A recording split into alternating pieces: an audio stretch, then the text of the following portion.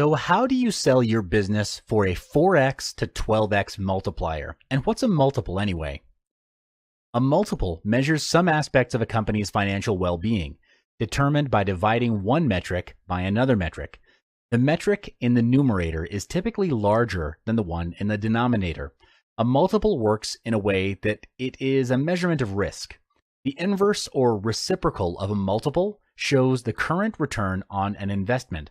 So the higher the multiple, the less risk a buyer perceives in the transaction, and the more likely they'll pay more for the investment. For example, the inverse of a 4x multiple is 25%.